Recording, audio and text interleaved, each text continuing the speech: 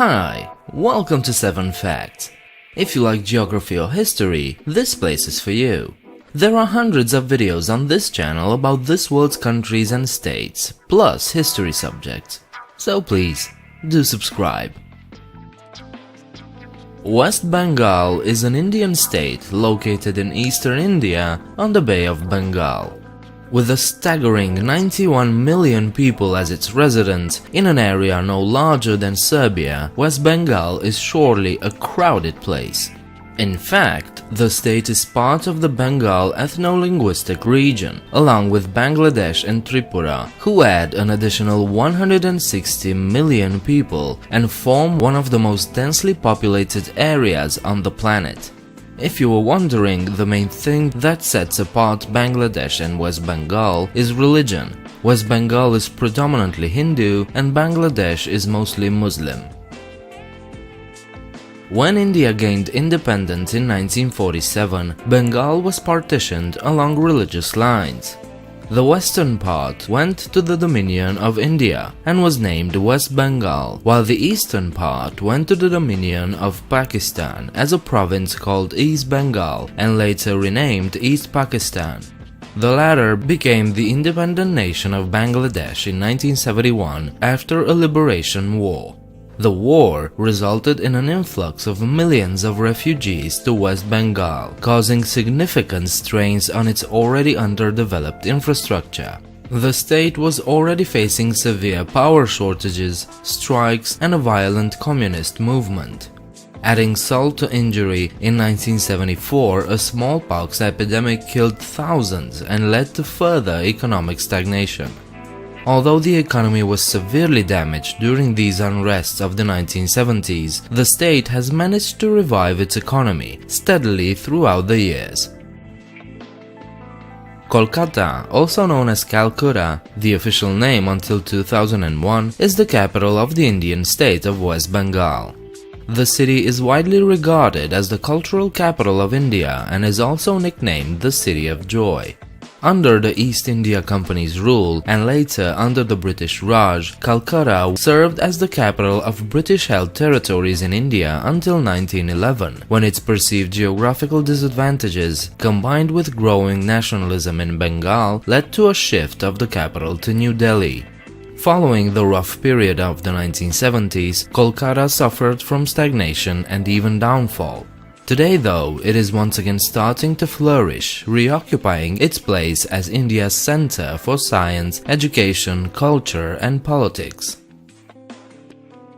A popular form of public transportation in most of the world is by trams. So you'd think that India, as the second most populated country on the planet, would have tons of tramway networks throughout its cities. But you'd be wrong to assume that. Today, the only city with a functioning tram system in India is Kolkata.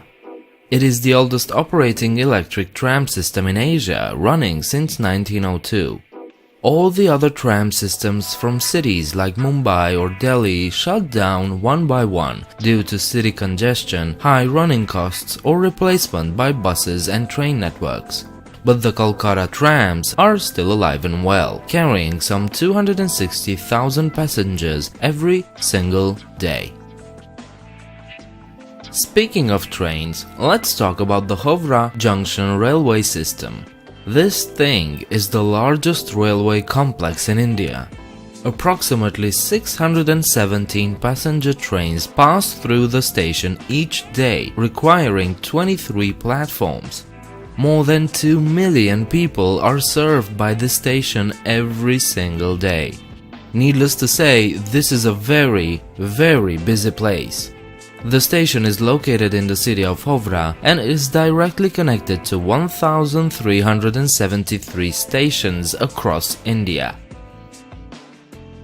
Mother Teresa was one of the most iconic figures of the 20th century. She was an Albanian-born nun, but is known today as Saint Teresa of Calcutta.